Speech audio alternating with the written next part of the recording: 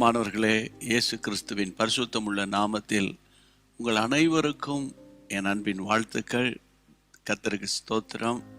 வருஷத்தின் முதல் வாரத்தில் ஆவியானவரோடு நம்ம பயணித்து கொண்டிருக்கிறோம். இவ்வாண்டை தேவ கிருபையினால நம்ம துவங்கினோம். இம்மட்டுமாய் தேவன் நமக்கு நல்லவராய் இருந்தது போல இந்த 3ஆம் தேதியும் அவர் உங்களுக்கு நல்லவரும் வல்லவரும் மகத்துவமானவருமாய் இருப்பார் என்பதில் எவ்வித சந்தேகமும் கிடையாது. பிரியமானவர்களே, ஆண்டவருக்கு மகிமை உண்டாகட்டும். இன்றைக்குரிய கர்த்தருடைய வார்த்தை என்ன? வசனத்துக்கு போவோம் வாருங்கள். ஏசாயா தீர்க்கதரிசியின் புத்தகம் 12ஆம் அதிகாரம் 3ஆம் வசனத்தில், நீங்கள் ரட்சிப்பின் ஊற்றுகளிலிருந்து மகிழ்ச்சியோடே தண்ணீர் மொண்டு கொள்வீர்கள். நீங்கள் ரட்சிப்பின் ஊற்றுகளிலிருந்து. என் அன்பு தேவனுடைய பிள்ளைகளே, கர்த்தர் உங்களுக்கும் எனக்கு கொடுக்கிற ஒரு பெரிய ஒரு ஆசீர்வாதம், கொடுத்திருக்கிற ஆசீர்வாதம் ரட்சிப்பு தான். அந்த ரட்சிப்பினால் வருகிற சந்தோஷம்தான். ஆகவே அதனால தான் ரட்சிப்பு என்கின்ற வார்த்தை ஊற்றுக்கு அடையாளமாக ஆவியானவர் எழுதி வைத்திருக்கிறார். அதனால தான் ஏசப்பா அதை மனதில் வைத்து அன்றைக்கு சமாரியா பெண்மணியோடு பேசும்போது யோவான் 4ஆம் அதிகாரம் 14ஆம் வசனத்தில், நான் அவனுக்கு கொடுக்கும் தண்ணீர் அவனுக்குள்ளே நித்திய ஜீவ காலமாய் ஊறுகின்ற நீரூற்றாயிருக்கும் என்று இயேசு சொன்னதை உங்களுக்கு ஞாபகப்படுத்துகிறேன். ரட்சிப்பு என்பது ஒரு ஊற்றுக்கு அடையாளம். வருஷத்தின் ஆரம்ப நாட்களில் இருக்கிறோம். உங்களுடைய ஊற்று ஊறிக்கொண்டே இருக்கணும். இறைக்கிற கிணறு தான் சுரக்கும். இல்லை, தமிழ்நாட்டில் அப்படி ஒரு பழமொழி உண்டு.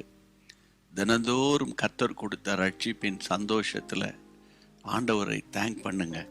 ஆமேன்.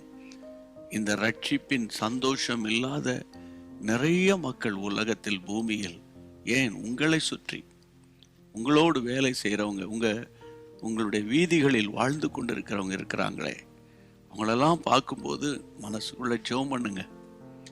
ஒருவேளை உங்கள் நண்பர்களே கர்த்தருக்குள் வராமல், ஏன் நம்முடைய சக கிறிஸ்தவ அங்கத்தினர்களே, கிறிஸ்தவ நண்பர்களே ரட்சிப்பின் அனுபவத்துக்கு வராமல் இருந்தால் அவங்களோடு கூட பேசுங்க. வருடத்தின் ஆரம்ப காலத்தில் இருந்தாலும் நம்ம உலகத்தின் முடிவை நோக்கி பயணிக்கிறோம் இல்லையா? அதனால ஒன்று, உங்கள் ரட்சிப்பை நீங்க புதுப்பித்து கொள்ளுங்க. அனுதினமும் உங்க ரட்சிப்பை காத்து கொள்ளுங்க. அதே நேரத்தில் ரட்சிக்கப்படாதவங்களுக்காக ஜெபம் பண்ணுங்க. உங்க வீடு ரட்சிப்பு என்ற ஒரு பேழைக்குள்ள இருக்கணும். அப்போதான் ஆண்டவருடைய பாதுகாப்பு வளையத்துக்குள்ள இருக்கிறோன்னு அர்த்தம். இதுக்காக நீங்கள் ஜெபிக்கணும். நானும் இப்போ உங்களுக்காக ஜெபம் பண்ணுவேன். ஒருவேளை உங்கள் ரட்சிப்பில் உங்களுக்குள்ள ஒரு சந்தேகம், நான் போன வருஷம் நான் ரொம்ப சோர்ந்து போயிட்டேன், ரட்சிப்பில் கொஞ்சம் தடுமாற்றம் இருக்குது, அந்த ஒரு பாவ மன்னிப்பு நிச்சயம் கூட எனக்கு இப்போ ஒரு ஒன்றும் சொல்கிறதுக்கு இல்லை, அந்த மாதிரி நீங்கள் இருந்தீங்கன்னா கவலைப்படாமல், இயேசுவே மீண்டும் ஒரு விஷயம் என்னை உங்களுடைய இரத்தத்தால் கழுவி சுத்திகரித்து என்னை பரிசுத்தமாக்கும். அப்பா, என் மனைவி, என் பிள்ளைகள், என் குடும்பம், என் பேரப்பிள்ளைகள் வரைக்கும் எங்களை பரிசுத்தமாக்கும் என்று நீங்கள் ஜெபிங்க. இந்த ஜெபத்தை கேட்டு கர்த்தர் பரிபூர்ண ரட்சிப்பின் சந்தோஷத்தை தருவார். ஜெபம் பண்ணிடுவோமா?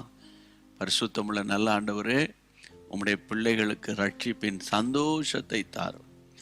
கடந்த கால வேதனையின் கஷ்டத்தின் நிமித்தம் உம்முடைய பிள்ளைகள் ஆண்டவரை சோர்ந்து போயிருந்தால் மறுபடியும் அவர்களை புதுப்பிப்பீராக. ஆண்டவரே, நித்திய ஜீவ காலமாய் ஊறுகின்ற நீர் ஊற்று என்று சொல்லப்பட்டிருக்கிறதப்பா, அந்த ஊற்று மீண்டும் சுரக்கட்டும். மீண்டும் ரட்சிப்பின் பேழைக்குள்ள நம்முடைய பிள்ளைகள் வருவார்களாக. ஒவ்வொருவருடைய வீடும் ரட்சிப்பின் சந்தோஷத்தால் நிரம்பட்டும். அப்பா, ஜெபத்தை கேட்டீங்களே, நன்றி சொல்றோம்ப்பா. யார் யாருக்கு இன்னைக்கு ஷேர் பண்ண போறாங்களோ அவர்களெல்லாம் அந்த ரட்சிப்பின் பேழைக்குள்ளே வரட்டும். கிருபை தாங்கட்டும். இயேசுவின் நாமத்தில் ஜெபிக்கிறோம் பிதாவே, ஆமேன். கர்த்தருக்கு ஸ்தோத்திரம். ஷேர் பண்ணுங்கன்னு நிச்சயம் அவங்க நிமித்தம் கர்த்தருடைய நாமம் மகிமைப்படும். ஹிந்தி மொழியில் கேட்டவங்க உங்களுக்கு சம்பந்தப்பட்ட உங்கள் நண்பர்கள் ஹிந்தி மொழி பேசக்கூடிய கேட்கக்கூடிய மக்களுக்கெல்லாம் தெரியப்படுத்துங்க.